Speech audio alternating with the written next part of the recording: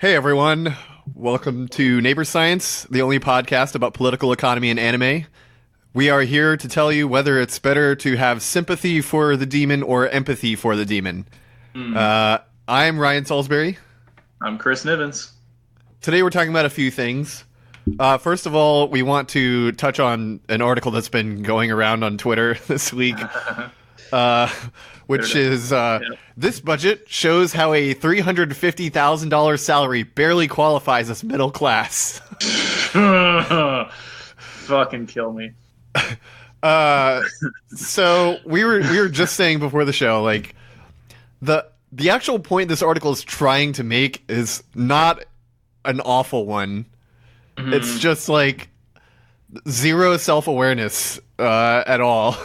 Yeah. About just like what kind of what expenses are to like the regular person. Right. So they have this budget here for someone who makes $350,000 a year, and their point is like, oh, the cost of living is so high that even if you make $350,000, you can barely cover your expenses. Mm-hmm. Which, like, okay, sure, like, the cost of living is very high. Okay, yeah. Yeah. But, like, they do cover all their expenses. Yeah. And they have money left over, so... And you would think that this would be like, oh, you know, you're covering all your expenses and you can't save anything, but they're saving $50,000 a year. A year. So, yeah. Oh, my God. Yeah, I mean, where do we start with this shit? Like, it's. I'm looking at these figures, and it's like they get 401k done. They like right off the bat, that's just fat, right? Like that's just taken care of, you know. $38,000 for a 401k contribution, right? Is the first thing on the budget. 38,000. Christ, like that's more than I made last year, and because of the fucking tax structure we got fucked with, I have to pay taxes on that. Awesome. I had to file for like a fucking extension, and now I'm gonna have to also file for a payment plan because of like. Are you 1090? I don't remember. But I'm just no, I'm whatever it called the normal thing. Okay. 1099 or whatever, easy. Yeah. But like it's just because like I think I fucked up like one form when I was like filling out my tax deductions, and then also I went a few months without health insurance, right? Because like we're in this fucking hell world where nothing's good, and when it comes to money anyway, and so between those two things, I was like filling out my taxes like back in March, and I was thinking like, okay, like I'm gonna get like a few $100 maybe back, and like it's gonna get me through the next like fucking grocery period, Yeah. And I'm thinking like, okay, this is gonna be good, and then like I'm entering it into like love getting my tax return. right, and I'm like, I can always reliably get money back from the government that they stole, and and I'm plugging it into like the form and like because they do a free service as well. Not to fucking toot horn advertise for them, but like don't worry, I'll bleep it out. yeah for bleep.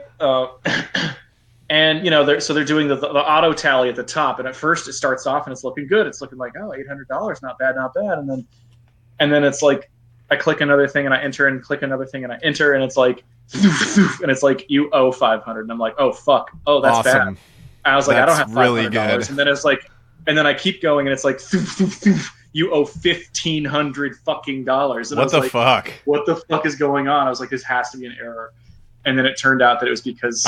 I'm pretty sure that happened to my friend Anya like a year or two ago because of health insurance as well. Health insurance and just the bureaucracy of like tax deductions and stuff in your paycheck and everything like that. Like, did you try to itemize or did you do the standard? I think I went with standard. Okay. as usual. But like I don't have shit to my name, you know. Like all I have is debt and wage. Yeah. You know what I mean? Like, and then you got this other shit where they just assume that you're like golden, you know, and that you can just afford to do this and that, you know. There's nothing. There's no give. Did you deduct your student loans? Yeah, I mean, for what it was worth, yeah. Yeah. But that was even still but still not enough, huh? Fuck, yeah, man. Yeah, I just was like, I was over the barrel at that point. So then I just filed for an extension. And what was your total income? Do you remember? Like total. Let's see. I think my total gross income was like $37K. Holy shit! Yeah. God damn, man. Yeah. So then I have to like pay. I got money back, and I made like $80-something thousand. Yeah, it's goddamn ridiculous, right? So that makes no fucking sense at all. Doesn't make any sense. Yeah. Oh man. So yeah, that's cool. You should be able to just like, I mean, like if you owe anything, it should be like a shekel of wheat. Right? Seriously. Exactly. Like, oh yeah, you owe us a barrel of rocks, and I'd be like, all right, fine, I'll go out on the weekend, you know, like find some fucking rocks. I saw some good ones by the highway. Yeah, right. Roll it down to the fucking office. Oh my god. And these people, you know, I used like I didn't even use a service. I used the like free federal forums thing and like looked up all the shit myself, like looked up all the definitions of everything and filled it out. Yeah. It took like an entire Saturday and then like a couple of tries submitting it because I got an error and their error codes are very cryptic and badly written. But finally got it, and yeah. Yeah, man, it's bad, and it's fucking infuriating that like I made $37K and I have to pay $1,500 because of some dumb bureaucratic shit. And Jeff Bezos exists. Pays nothing. You know? This bald turtle creature is just clicking his heels all the way to the fucking bank. I still can't believe someone was trying to tell John he only makes $58,000 a year. Yeah. Oh my god, man. Okay, man, whatever. right. Like shut the fuck up. I make $20,000 more than Jeff Bezos. Right. Which is why I fly everywhere on a private plane. Right. Yeah. Well, it's like I said in the comment, I was like, man, like that salary shit. It's like even if Jeff Bezos only took a formal salary of like a certain amount, like fucking Steve Jobs took a salary of $1 for a while because of all this other shit going on. And so, like, it was a way to like slip the net, you know, because when you're above a certain level, you know, the salary is only part of your compensation, and we all know that, you know, and that's where this gold parachute stuff comes from, you know. So you get your bonuses. Yeah, I mean, he owns a bunch of stock that he gets dividends from. So exactly. And you also are an owner. So basically, what we're trying to say is that this $350,000 family is probably Jeff Bezos' family. Yeah, right. So they only make a third. The $1,400 emergency fund, I guess, would be used for your divorce lawyer, which I guess that isn't enough. No, yeah, they're right. Yeah, like you basically have to. Well, I guess we have to check and make sure there's no item for a legal retainer. Yeah, I was actually that could be part of this budget.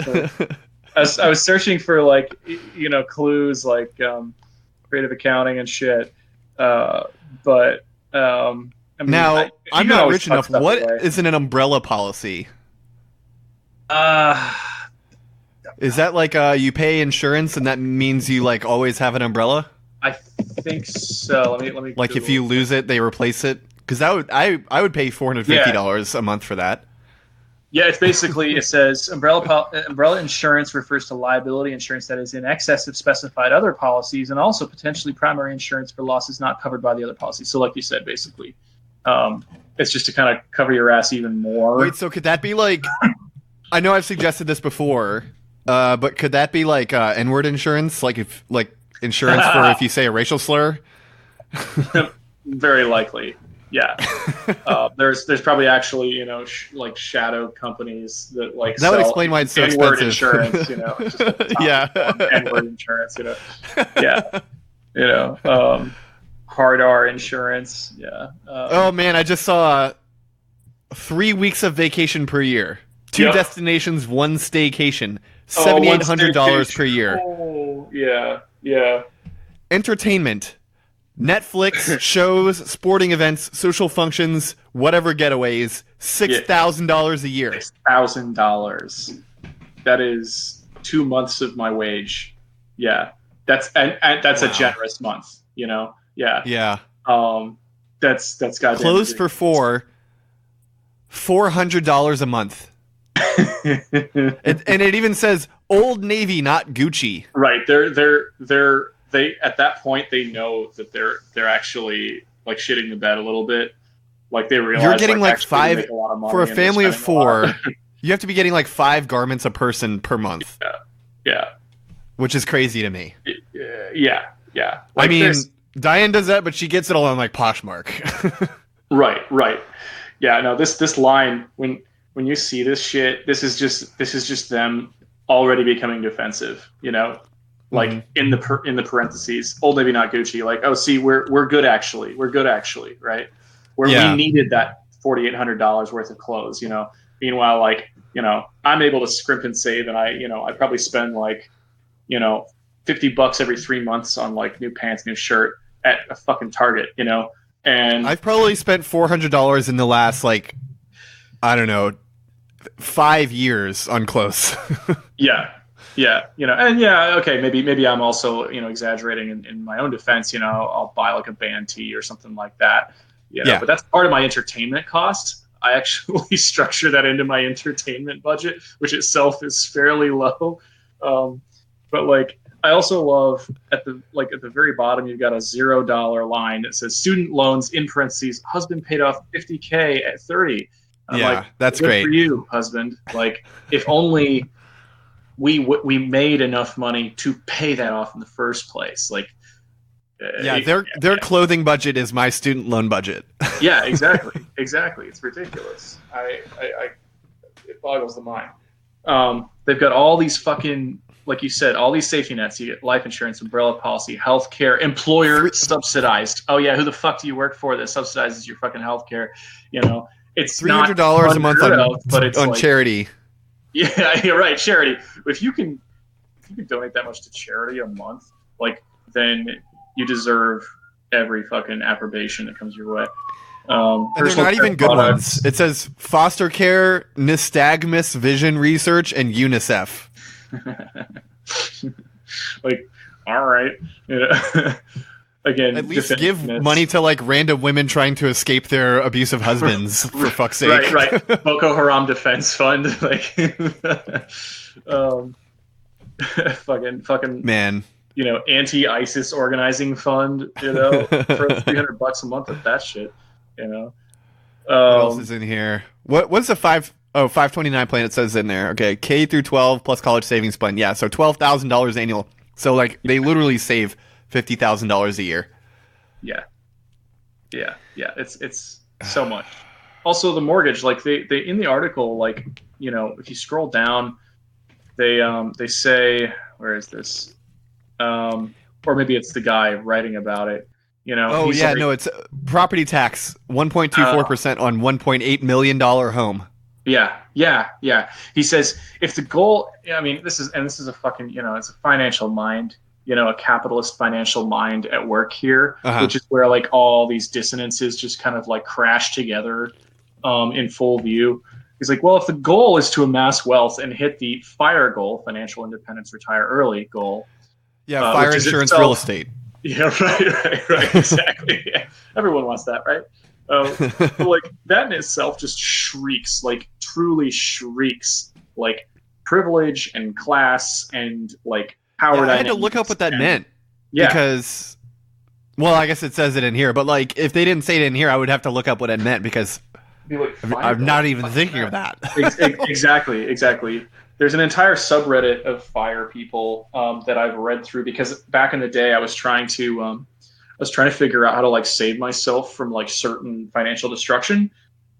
This has not yet happened, by the way, as we know from my bit about my taxes. But I bumped into this like personal finance subreddit, which is like full of like, kind of Wall Street minded chuds who are like, well, if you spend too much, you deserve everything you get. It's like, Jesus, you all look to the same fucking. If you're not saving enough money, why do you not simply get a better job?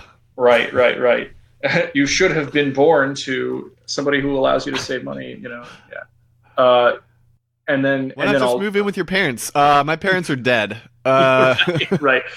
Actually, the funny thing is, like, this was actually, as I was telling another friend earlier this week, this was actually a problem I ran into in college. Is not that my parents are dead, thank God, but like they were out of the country for like 3 years, and I was in college paying every fucking thing I had to pay. Like I had no recourse really, like no practical recourse. Also, everywhere else that any member of the family lived that I actually knew well enough to ask to move in was in like a jobs dead zone. Like I had nothing to go on, and so everything was loans, and so forth. So I ended up like racking up even more student loan debt than a lot of my friends, because I had no social safety net really, Mm-hmm.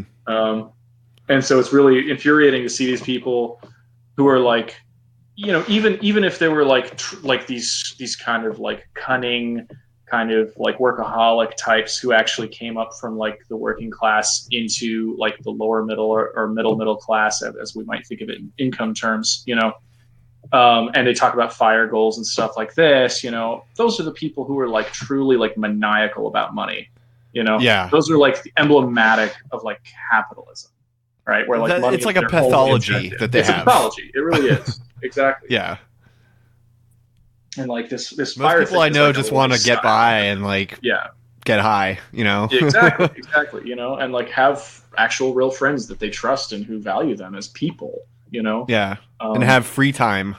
Yeah. Free time's nice, and like having it's a conflict of it's this whole thing is a conflict of fucking interests, and like it's as I think it was Bookchin's phrase, hostile to life, right? Like they sacrifice all their energies and their vitality to like the acquisition of money, thinking that they'll become free. And I think, to borrow from Seriously Wrong, it's like people who chase this kind of shit are also trying to escape capitalism without realizing it, but they think the way to do it is by becoming the top dogs, Right. So like this fire goal thing is implicitly about freedom, right? Financial independence, retiring early. They're like, oh, but we can beat the game, right? We can do this. But then like, again, the only people who can actually do this realistically are people who are already privileged, the petty bouche, or they're like the fucking, the jackals of the working class, right. Who really just cut throats to get there. Taking this budget more into like some of the kind of thinking we like to do on the podcast, just because we like to pretend we're big fancy economists and read big thick dusty books. Right. Right. But the concept of the FTE that we've used before, right? This family of four, which is probably maybe it's dual income. We'll just be generous with that. But still, they're making $350K a year, which is roughly 6.3 FTEs if we're going with 55 grand a year. And so like that, they are already way beyond what mainstream economists agree is like plenty, that's like doing okay, to just get by, they have every single expense covered except for divorce lawyer. That's the only real expense we can think of. Right. And I think that's why I'm pretty sure that's why the husband paid off the $50K student loans by the time he was 30, so that he could start to save up for the divorce lawyer and, pay a nanny who he could seduce over the course of like months or years. Right. This is, it does say occasional babysitting for 2-year-old. That's in the budget. So. Oh, that right there. How much was it again? Well, they roll it up with childcare, so it's $2,400 monthly. Right. So this is a part-time mistress right here. That's what we're looking at. $2,400 a month. That's a sugar baby. Includes clothes for one. Gucci, not Old Navy. Right. Yeah. Oh my God, these people suck. Like the 350K is roughly, it's more than twice the cap for federal student loans for your whole life. That's like, What kind of job do you think they have? Christ, they're probably lawyers or some shit, or like Yeah. fucking, you know, It's got to like be, right? tech product managers, you know, something like that. You know, one of these, like, they're both within the kind of professional class and the technical class. They don't even realize, you know, well, they're probably in the management tier as well if they're making this kind of money. Right. So it's probably like, oh, I'm a creative director at a, you know, at like a communications firm for a lobby, you know, and that's how it would be in DC, right? Like I basically design ads for the Koch brothers, you know, or I do product management for Raytheon, you know, so I essentially kind of like the Means TV video, if you've seen that one of the recent ones where they're like sort of playfully bantering about how to sell the new missiles, you know, the new drones, you know. I run losing campaigns for the Democrats. Yeah, right. Yeah, exactly. It's just like boxing. You're supposed to take the fall, you know. That's how everybody gets their money. Yeah. If you lose professionally, having whipped up the crowd to support you, then everybody keeps betting. You know, that's right. The Democrats in a nutshell. So, I mean, like the last line of this article is like good. They said we all live to deserve a middle class. We all deserve to live a middle class lifestyle. He wrote on CNBC. Unfortunately, we first got to sacrifice more than ever to get there today. Right. True. Which, yeah, it's just like the budget is so offensive that it undermines any point that you made. One last thing about this, from the $1.8 million home price thing, I went and looked. I was like, I wonder if they live in like Manhattan or something. So I went and looked at Manhattan home prices. And the first article that came up was a news item from yesterday that says Manhattan home prices in near free fall as median dips below $1 million. Interesting. So since last year, there has been a 17% decline in the median home price of in Manhattan. So it's down to $999,950. Oh, nice. And at the same time, the number of condo sales is dropping, which I guess, you know, like if the home price is falling, like nobody wants to buy a house because everyone treats it as an investment.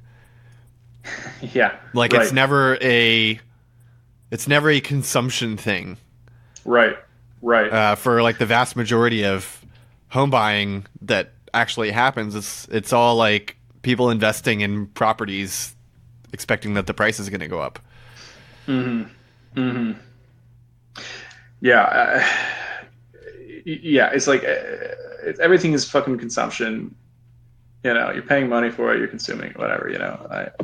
And unfortunately in this market, like a fucking, they always call them homes. I prefer to just call them fucking, you know, houses or buildings because, like, fuck it, like it is what you make it, right? Right. You know, because I think the whole idea of like buying a home, you know, is marketing fucking shit. You know, it's like they just that's another thing they injected into the fucking lexicon as like you're buying a home. You're like, no, you're buying a fucking building, man.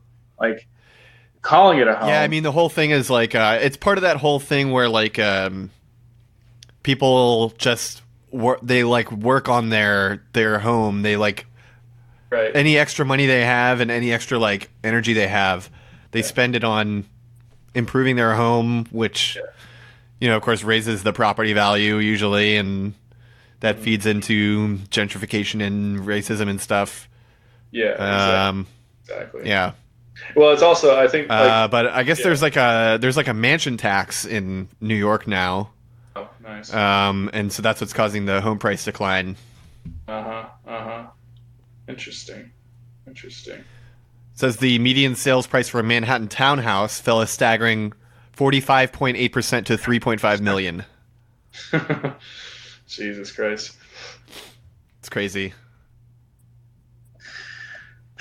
Yeah, it is crazy. All this shit is crazy, and it's killing us. So that's cool.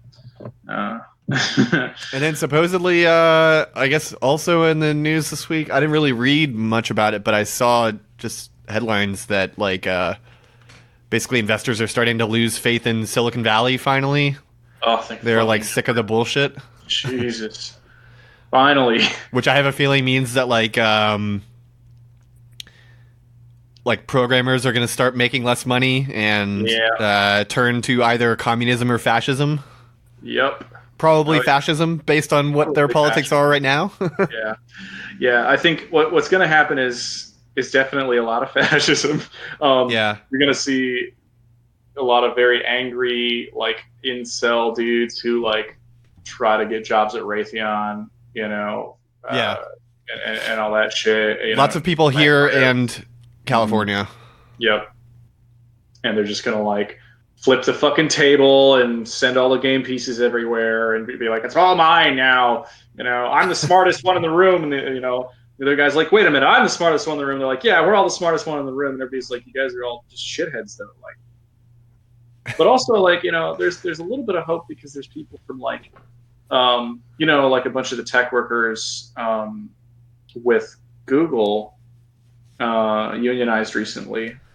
And I think that is like a light in the darkness there. Like, I think that there are people who I've talked to, who I've read about, who are in IT, who are in like tech contracting, who, I actually connected with a guy a few weeks ago through the Midwest Left Assembly who was actually trying to get out of the Silicon Valley bubble, but he was basically he works with product management out there and so forth. And he's a socialist of some kind. And so I think that there's definitely still gonna be, like you said, when that fork happens, because it always happens when capitalism is in crisis, Yeah. When that fork happens, it's pretty much some form of communism or obviously some form of fascism. But I think that there are plenty of people who will go in our direction, and we have to just be ready with our proverbial life rafts to like bring them in and be like, okay, here's the shit that's cool, here's the shit that's not cool. Try to bring more people in because this is going to get real tight, Right. Yeah. Well, so I think we've covered that. So let's get into Demon Slayer.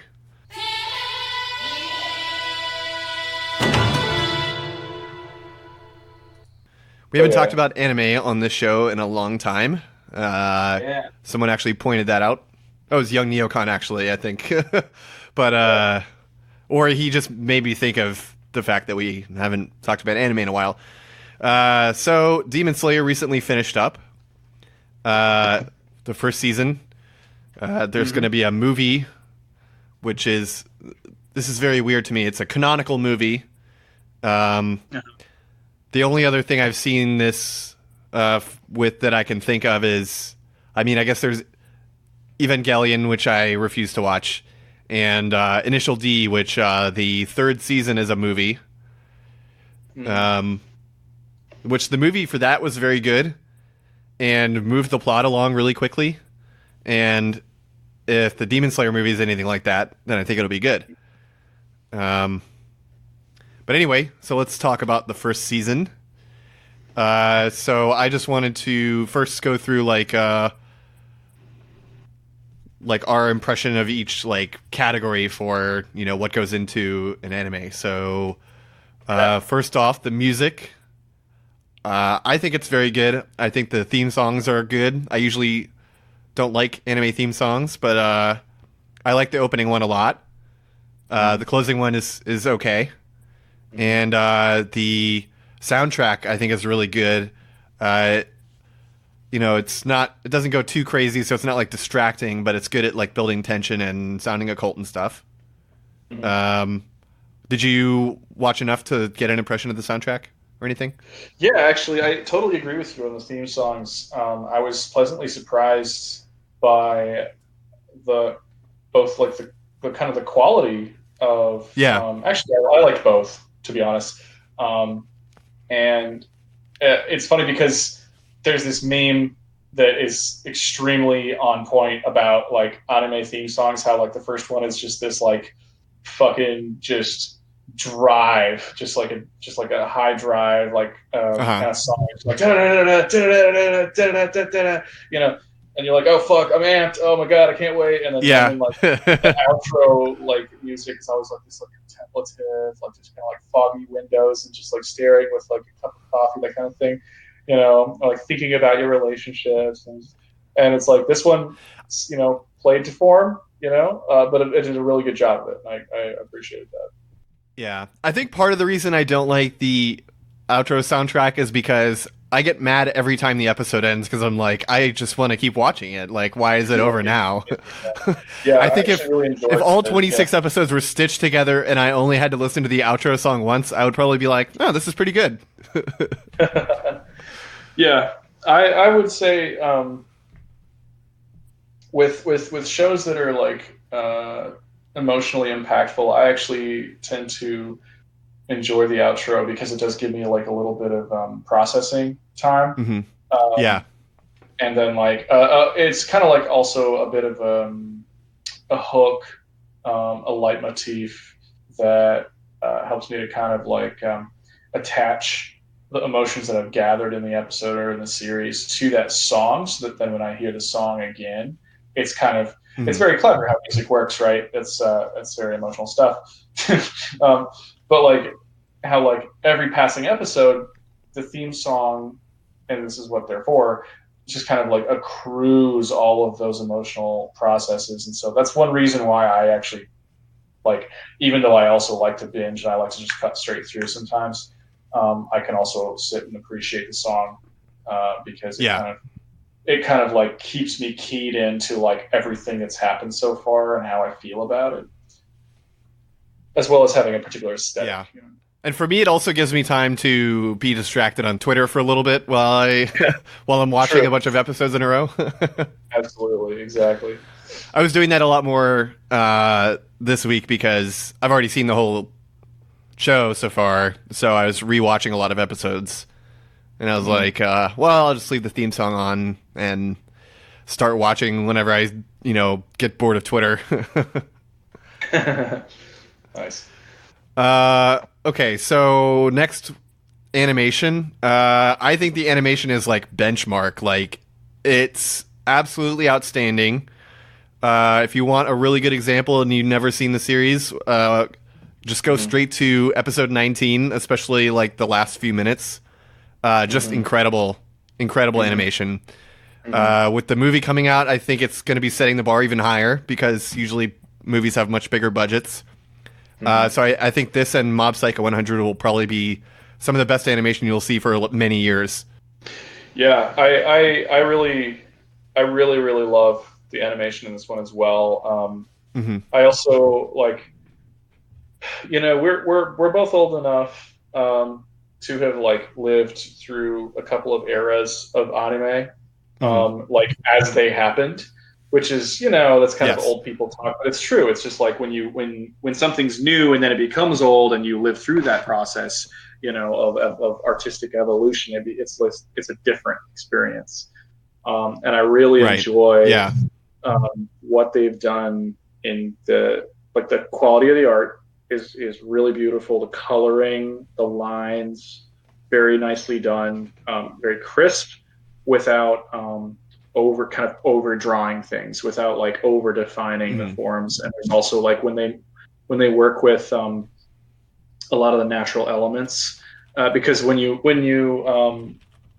it's hard to draw things like fire, hair, water, light, darkness, for example, too, effectively using darkness and shadow and like translucence, texture of things like snow, grass, etc. That takes a lot of skill, and it takes a lot of patience with that skill. And they have done all of it very masterfully without straying from a particular style. So that's like really, like they're really just, like I said with the music, they're very keyed in, which is like nothing looks out of place in the show. Exactly. And I think like I have been watching Initial D for the past couple weeks. The first season of that came out like at the cusp of CGI animation. It was like 1994 or something like that. And so it has very early 3D animation in it, and it looks so out of place. Yeah. It gets better as the series goes on, but oof, man, it's like really jarring.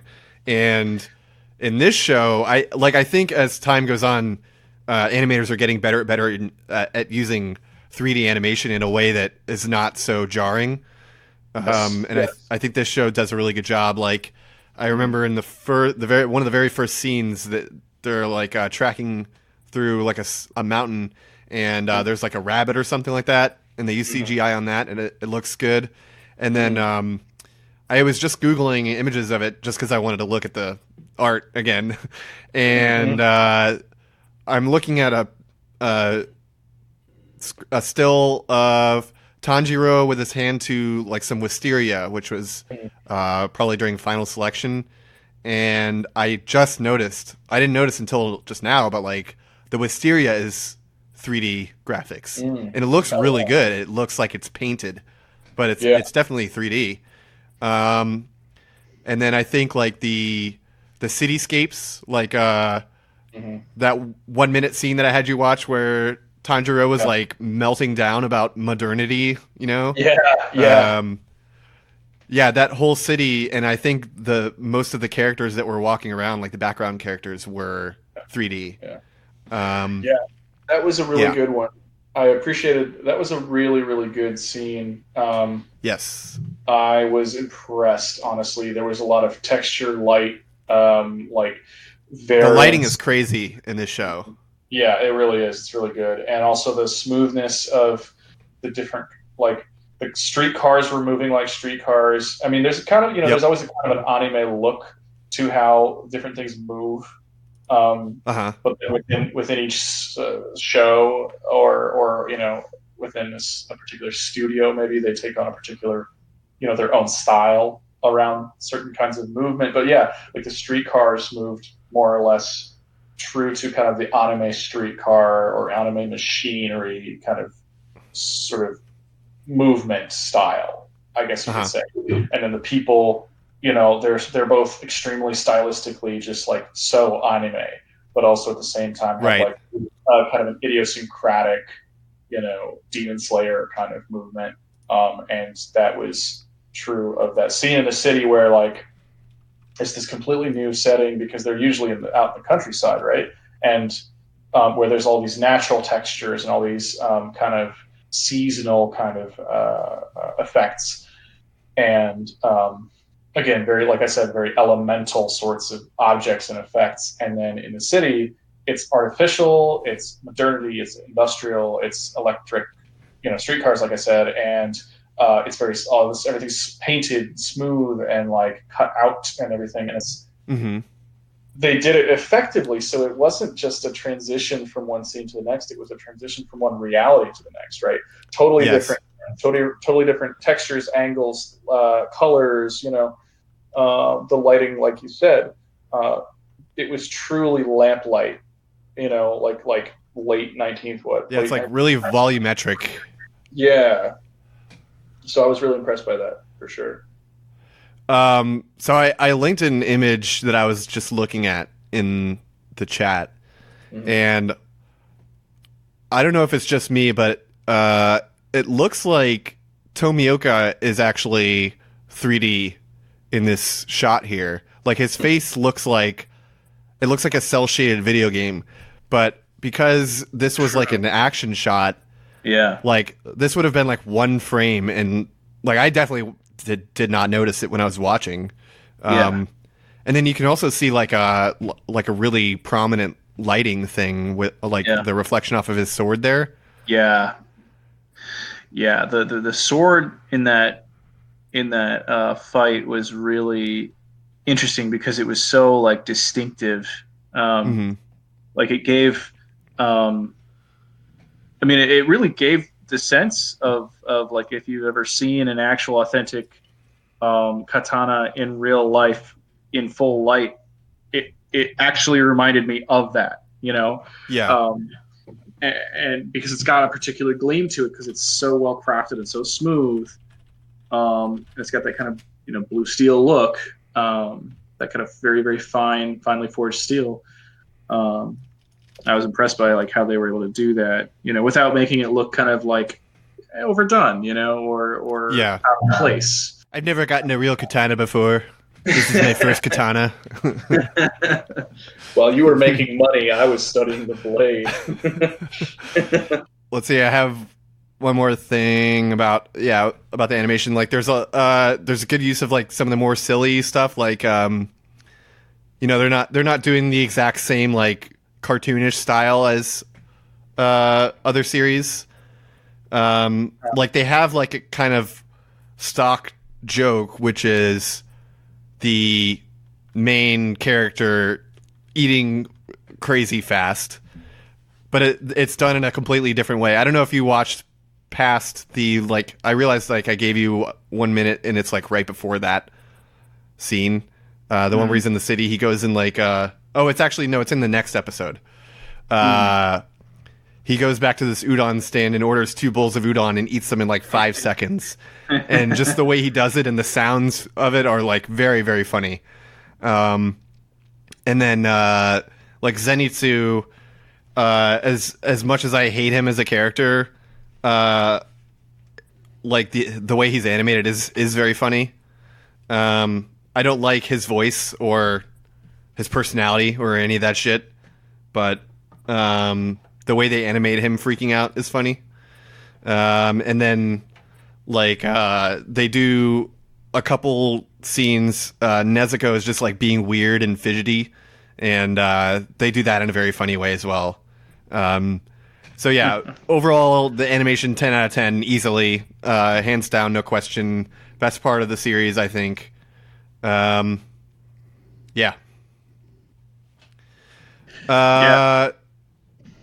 So this one you might not be as able to contribute because you only saw a few of the episodes, but the characters, Oh yeah.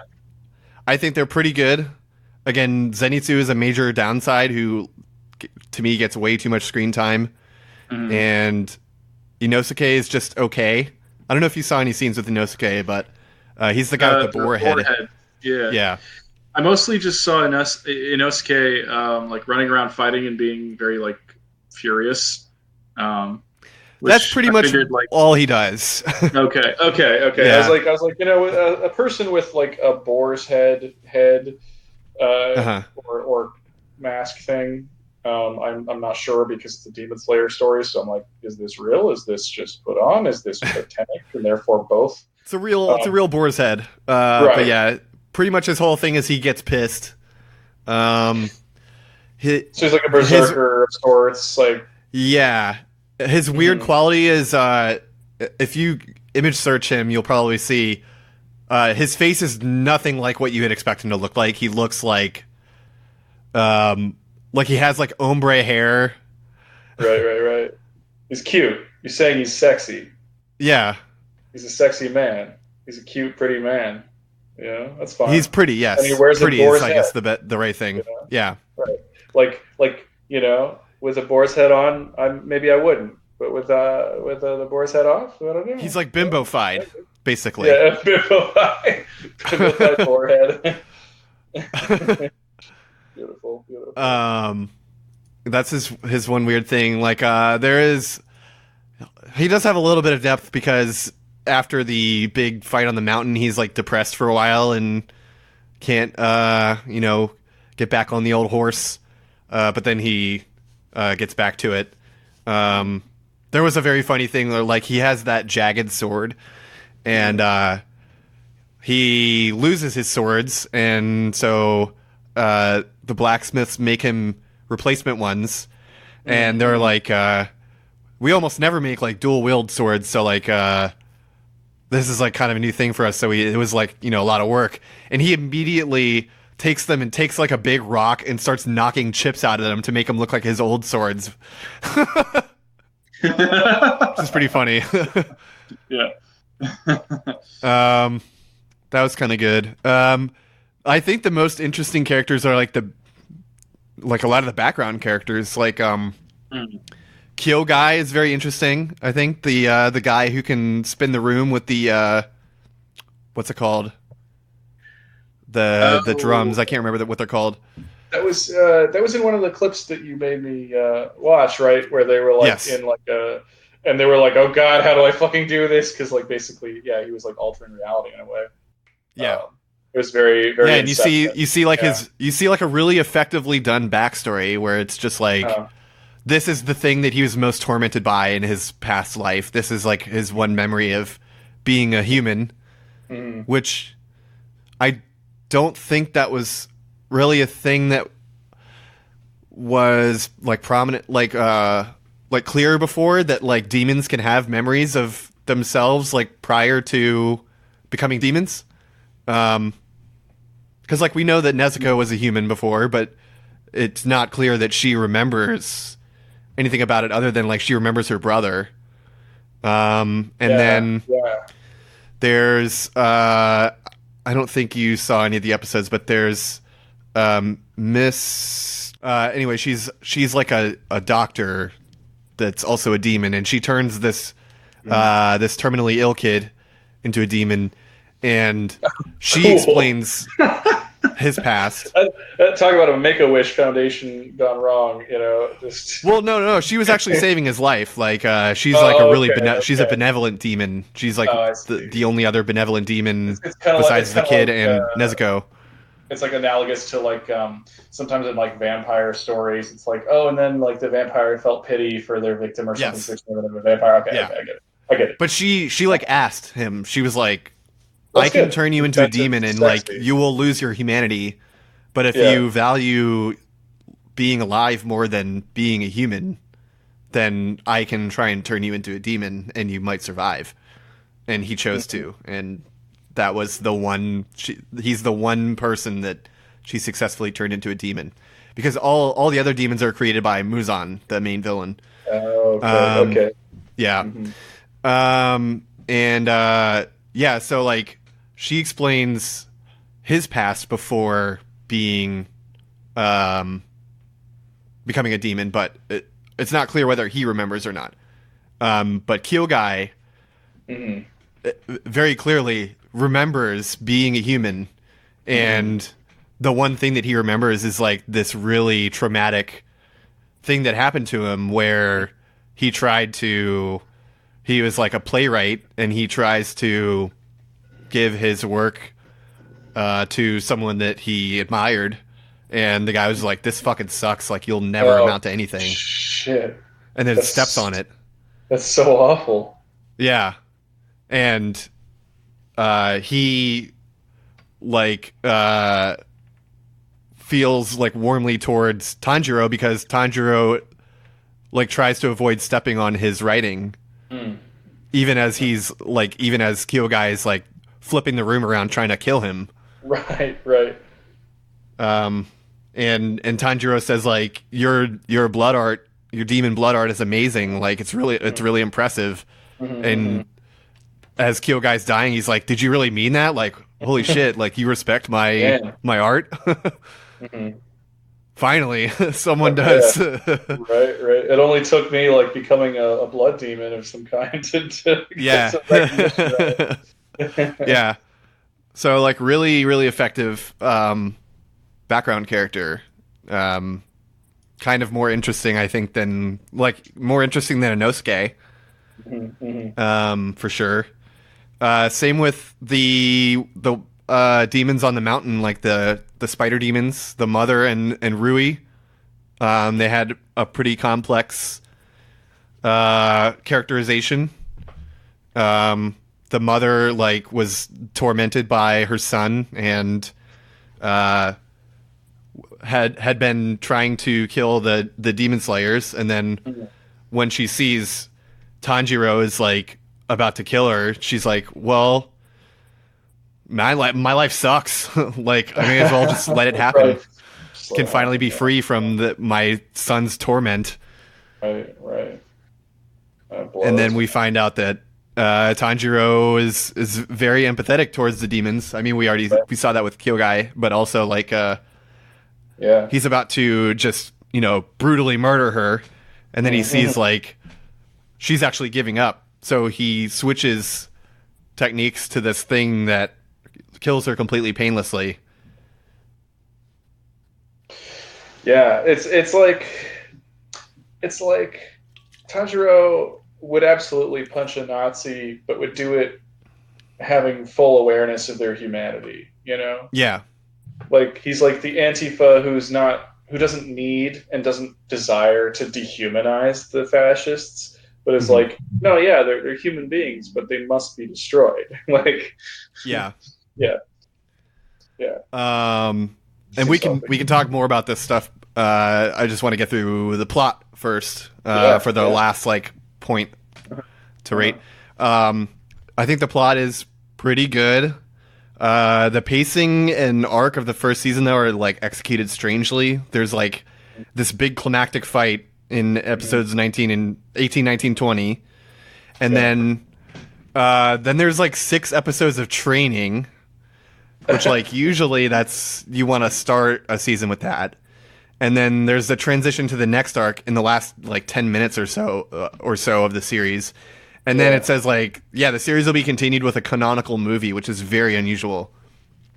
And I mean I guess the plot isn't super original, there's plenty of shows about demon hunting. The part where the main character's sister is a demon and he's trying to turn her back is somewhat of a new thing.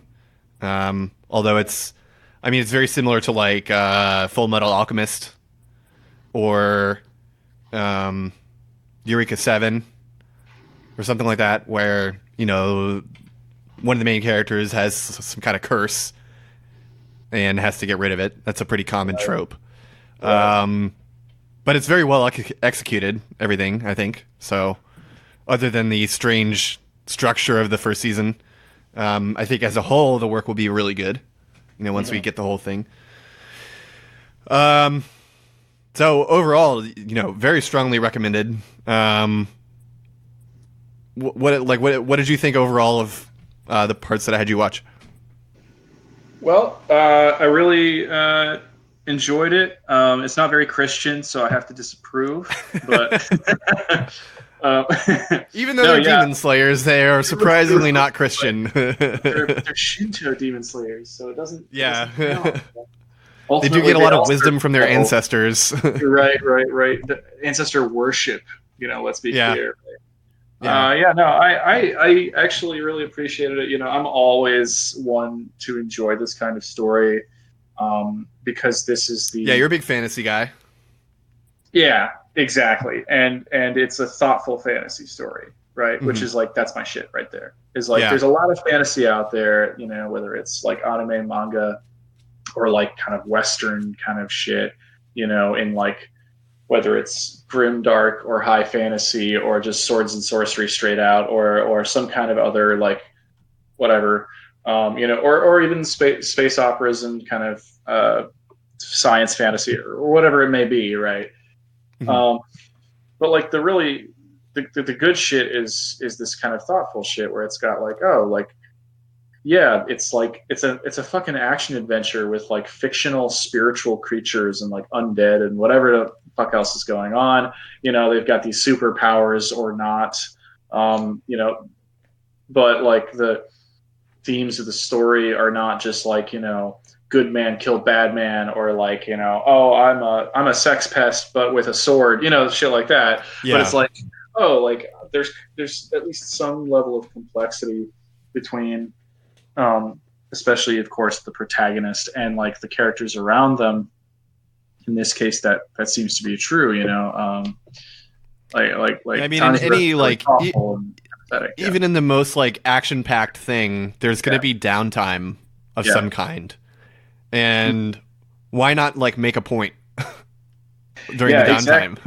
Exactly. And you notice that, you said, that you actually fleshed out a couple times, is that like Tanjiro is, even as he's like fighting, you know, he's also like embracing the kind of or maybe not embracing, is that's a bit too active maybe, but like he's just open to the fact that like this enemy in one case made something that is artistically beautiful, right? Or has some kind of motive that is like legible, understandable, you know. Yes, you're right, like has some kind of, like, we go back to the idea of sympathy or empathy, you know, but like even then it's like that's even sort of not quite totally describing what's going on. I think is, you know, it's like he's appreciative, right? Yes. And I think that's really important in a story like this about like essentially, you know, when it comes down to it, like serial killing by 2 or 3 you know, essentially factions, as I understand it, of power in this sort of fantasy version of historical Japan, you know, the Aisho era.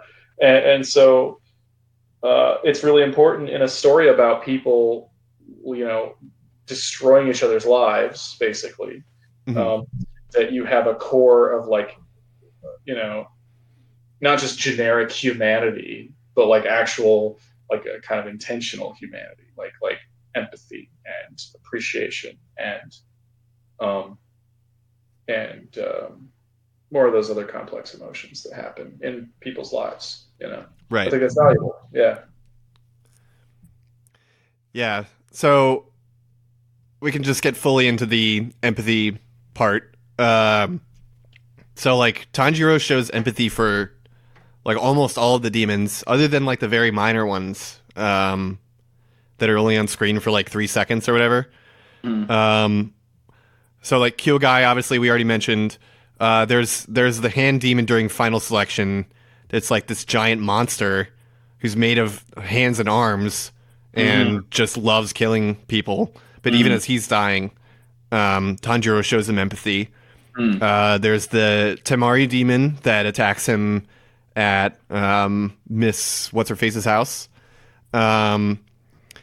Like as she's dying, she asks for her Temari. It's like a little ball, like a toy ball, and it's got like a bell in it. And like there was something about it like being alive or like being like the spirit of something else. And she's like asking for it as she's like burning up from having her head cut off. And Tanjiro like picks it up and gives it to her. And then again, as we mentioned, the mother spider demon, she like decides that she doesn't want to be tormented anymore, so he gives her like a painless, beautiful death. A death that I could only wish for. That's the way I want to die. I want to get my head cut off by his sword technique.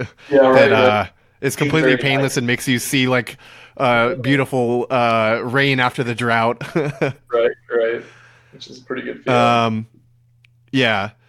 But I think a really important point, and one that ties into another thing that's been in the news this week, is that even though he shows empathy, he never shows forgiveness. So he's like, I understand that you were tormented in your life. I understand that you have motivations for what you do, but you've killed scores of people, and I will never forgive you for that, and I'm going to kill you. Exactly. Of course, what that connects to is the I don't actually know how to pronounce it, Botham Jean trial. Oh yeah. Where every single person involved is hugging and kissing Amber Geiger, the fucking completely unapologetic racist murderer who broke into someone's house and murdered him and let him bleed out. Yep. And they're like, "Oh, I forgive you. I want to be your friend." Literally, his dad was like, "I want to be your friend someday." Yeah. Which is just, oh my god, that's so fucking insane to me. Yeah, T had some good tweets about that I want people to read. Because he had been talking about this issue for long before this too. Like he's mentioned this thing like multiple times. Like black people are always expected to, and other racialized people are always expected to believe, or not believe, but be forgiving of their murderers and their abusers. Yeah, it's fucked up. It's completely fucked up. And it's one of those things that like I had observed from like this actually happened with which I don't, there's so many fucking shootings. I mean, actually, now that I've mentioned it, Yeah. I'm suddenly afraid there's going to be a shooting this weekend. But like, just because there probably will be. But like,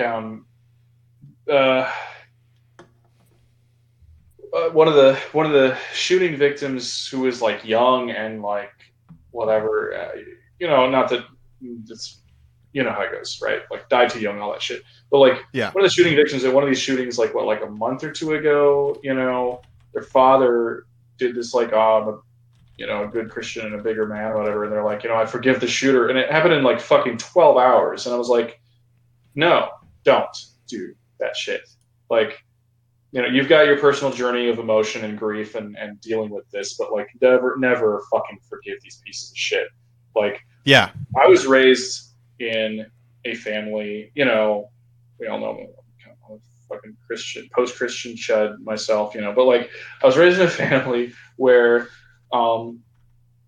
we approached this sort of thing sort of systematically according to what seemed like the best practices of like theology, really, which was, forgiveness is valuable and it's important, and you have to be willing to forgive if somebody shows remorse and repents, right? Repentance being the key, which is that they are like, I am so sorry and I will never do it again and I will do what it takes to make this right. So then you forgive them, right? It's supposed to be healing from both sides. It's mutual healing, much like we think of like mutual aid, right?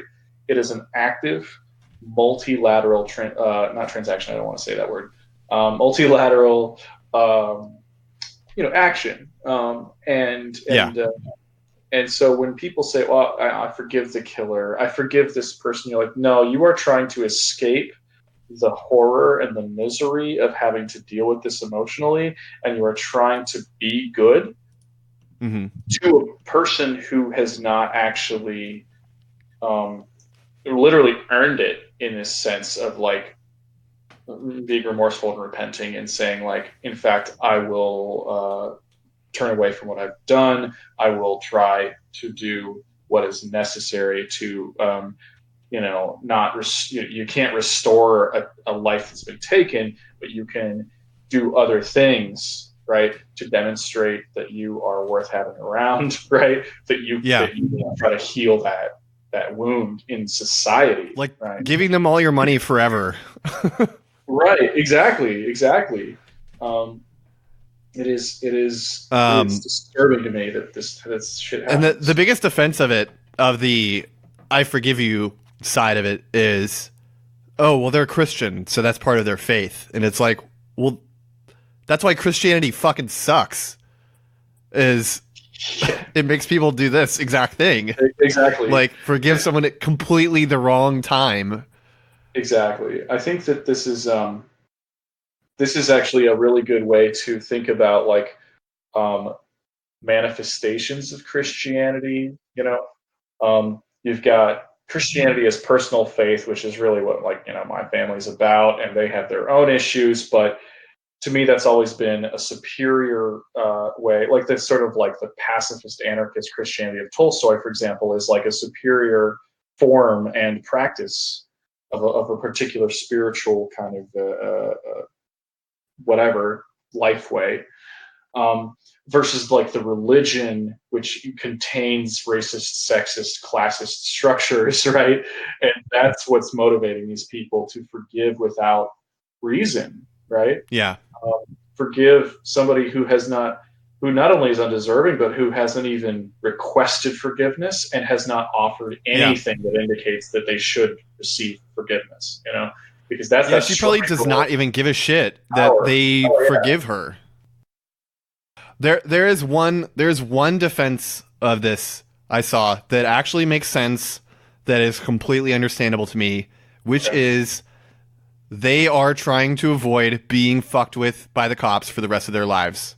That is what I heard as a possible explanation, and I agree. Yeah. That is the one good reason you might do this. So if that's what y'all are up to, I forgive it. you. Right. Well, no, actually, no. I take that back. I'm going with the Tanjiro way. I understand you, but I will never forgive you. right. I support anybody trying to avoid the cops, etc. Yeah. Oh, I finally found the woman's name, Miss Tamayo. That's her name. Which one? The woman who's a demon doctor. Oh, the demon doctor. Okay. Yeah, because I have a quote from her, which is like one of the first things she says to Tanjiro is, he's like, so he sees Muzan, and first of all, Muzan looks like Michael Jackson, in this part of the show. Not only does he look like him, but he's obsessed with his complexion. Someone says that he looks too pale, and he murders them and his friends. So he basically is Michael Jackson. So in this scene, he scratches this guy in the back of the neck because Tanjiro is like about to confront him, and he's with his family, which is like Tanjiro is like shocked by this, that this like, you know, arch demon lord has a human family that he's just walking around in public with. And so, so as a diversion, Muzan scratches this guy in the back of the neck, turns him into a demon, and Tanjiro wrestles him down because he's trying to eat people. And like the cops come and they're like, get off this guy! What are you doing? And he's like, this person is dangerous. Like, please put restraints on him. And so Miss Tamayo comes and creates another diversion with her blood demon art, and then she says to Tanjiro, you use the term person to refer to a transformed demon, like noticing immediately like his empathy for demons. So yeah, I thought that was interesting. But on the other hand, like everyone else in the Demon Slayer Corps, completely the opposite. Other than like the leader guy, I cannot remember his name, and I don't really feel like looking it up. That the leader of the Demon Slayer Corps, he's much more open to the idea of being empathetic to demons, whereas like the Hashira, who are like the lead officers, they don't even want to let Nezuko live. They think that she should be killed because she's a demon. And Tomioka, who's one of the Hashira in the very first episode, says like, don't ever give others the chance to murder you. Like he has a very social Darwinist view of reality. Like, you know, you can't show weakness. This world is, you know, suffering, and there are always those who will be looking to dominate you. The only way that you can come out on top is by dominating them first, and that's just the way things are. But then by the end of the season, we find out that he's kind of changed his view. He actually offers his life to protect Nezuko. He's the one Hashira that is on Tanjiro's side and thinks like we should give her a chance. And he says, you know, if she does turn out to be a regular demon that kills people, then you can kill me.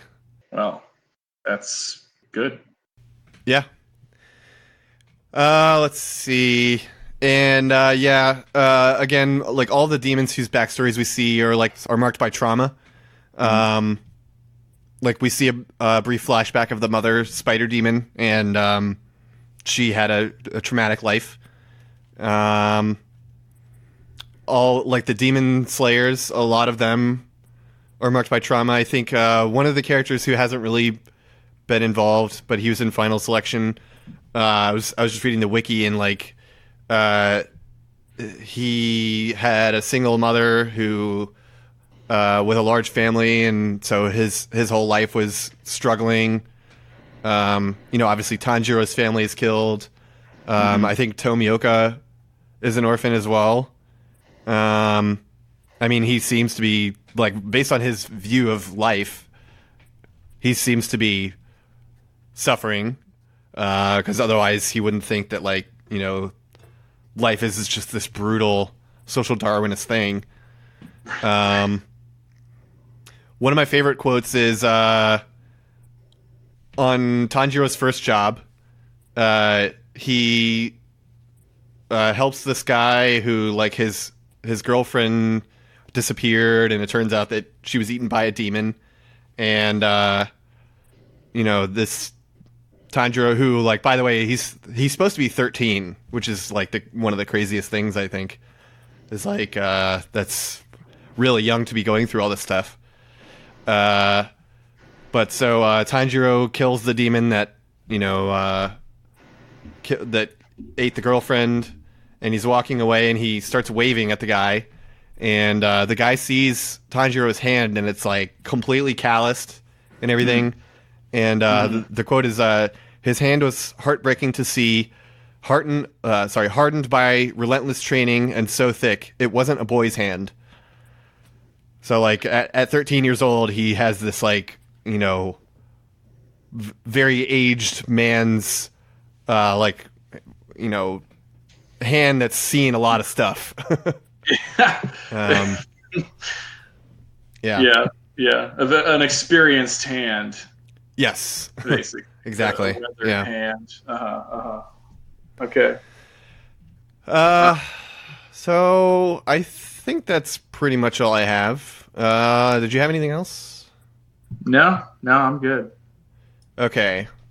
So for our final thing, I thought of a game today that we can start playing. I think it'd be fun to do this with guests as well. We can, tailor this to whatever we happen to be talking about. So the game is Civ or not Civ. And so it's very simple. We just think of a thing, and we decide whether it is Civ, as in civilization, you need civilization to have it, or not Civ, as in, in our anarchist utopia, it'll still exist. So I think it'll become clear as we play. So we have three things that I thought of for today. And so the first one is a really popular one because it comes up in discussions of anarcho-primitivism, and that is glasses. So, Chris, do you think glasses are Civ or not Civ? Well, let's see. I mean, they're like eyes, which are nature, right? Yeah. But they're also not naturally occurring. So, I mean, I'm gonna have to go with they're Civ. They're right. Especially, like, all that symmetry that's involved. That's very Civ. That's true. Yes. Yeah, you have to. They're round. There's not a lot of round stuff. Yeah. Well, I guess there is a lot of round stuff. Your eyes are round. That's not true. That's a bad point. I'm gonna cut that. Right. If the glasses are not made of glass, then they're maybe not Civ. If you cut the corneas off of another animal and then put them onto, like, a frame made of, like, twigs, and then renewable glasses. You're like, these fucking frog eyes are my glasses, and they help me see underwater. You have to tan it into optical leather. God. It's gross. Yeah, it's gross. All right, so for my answer, a lot of people, of course, say no, that's silly. Glasses are an important technology to cure disability. Just because we don't have civilization doesn't mean we can't have glasses. We could make them with, hand tools, and it's an important enough thing. It doesn't, like, contribute to the development of the state or anything like that. But I say yes, they are. First of all, lenses are parabolic, and parabolas are non-existent Christian metaphysical pseudoscience. Christianity is Civ, of course. Right. Very Civ. Yeah. It also requires an optometrist to get glasses fitted, and metrics are sieve. And then the process of eyesight testing uses letters, which are sieve. And glass requires fuel to manufacture, and fuel is sieve. So I think it's pretty conclusive, personally. Yeah. Guess we don't need glasses anymore. Glasses are canceled. Yeah, once Civ is over, if your eyesight is bad, you'll just do stuff that's far away, or close up, depending on how your eyesight is bad. Yeah. Or only on like one side or the other, yeah, that's pretty rough. Don't read books because those are Civ. You'll just be listening to tales and lectures and stuff. Yeah. So yeah. You can just okay. So I think we both decided that's Civ. So that's in the bag now, and that's the official answer for the entire left. Yeah. So we can move on to the next one, which is antibiotics. It's important. Civ or not Civ? Well, depends on probably depends on the form of antibiotics. Like if you're thinking like. I'm very stupid, so I only know one kind. Moss and dirt and bits is dirt antibiotic? Mold. I think there's kinds of soil that help. Yeah, I could be making that up. It could have been just some like fucking hippie clickbait, but I feel like I've seen that somewhere. There's certain kinds of soil. Taking a dust bath like a chinchilla. Right. I mean, hey, I'm into it. Let's go take a dust bath. I don't know. So toss up. Okay. So you don't know. Yeah, depends. I think it depends. Depends. Okay. Yeah. So let's see. For me, I mean, on one hand, it's nature because the only antibiotic I know is penicillin, and that comes from mold. Mold is natural. But on the other hand, it comes from bread mold, and bread is definitely Civ. Oh, that's Civ as fuck. But I guess, you can make bread out of potatoes or like wild sorghum, maybe. But then you wouldn't want to do the work of milling the grain. That would be a waste of time. That's definitely Civ. Yeah. Yeah. Yeah. So I'll say it's Civ. To grind things in a systematic way. That's Civ as fuck. Yeah. Yeah. Yeah. I mean, there's other stuff with antimicrobial properties, I think. So just I don't know, live in a neem tree or something. Yeah. Just opportunistically antibiotic. Yeah. I mean, well, we sort of touched on this on a previous episode, but a lot of diseases are caused by. We talked about the ecological theory of disease, and a lot of diseases are caused by a lot of people living in close proximity. So antibiotics are more necessary in civilizations. Right. So it's like an outfall of, yeah. Yeah. I mean, it's certainly possible to get an infection if you're not in a civilization, but you're way less likely to just become sick. Yeah.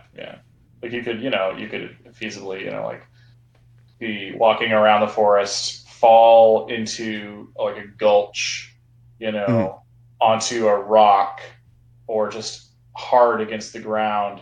Your femur breaks, right?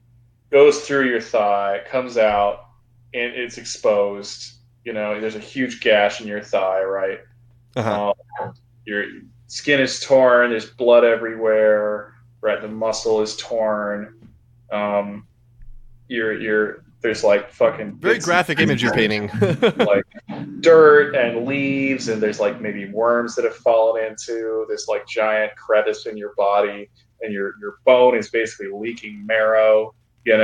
You're squirming around and screaming because the pain is a 10 out of 10. Right. You've never felt anything worse in your life. Right. You're like, I didn't do Civ. And then you gave childbirth, and that was a breeze compared to this shit. Right. You can't curse or pray to any gods because that's also Civ. So you're just freaking out, just sort of anomically. Cursing nature in general.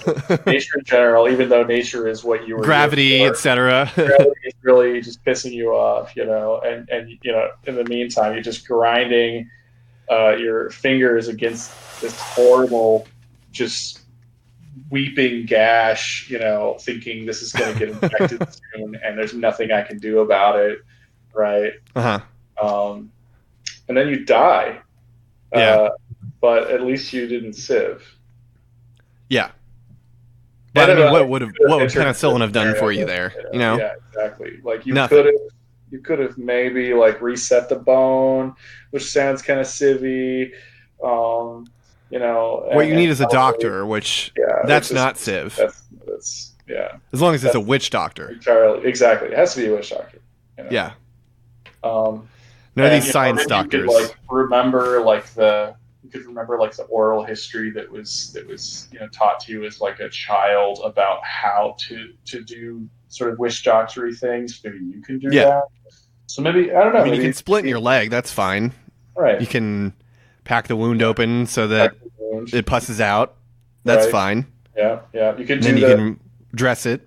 That's okay, as long as you use like leaves and stuff, or wild harvested fibers in general. True. That's true. You could do the old maggots trick, like if it becomes necrotic. True. Yeah. Then you're just helping. Ultimately, using your pain to help the world. That's anti-Civ. That's anti-Civ. And it's also like really super, just like giving of you.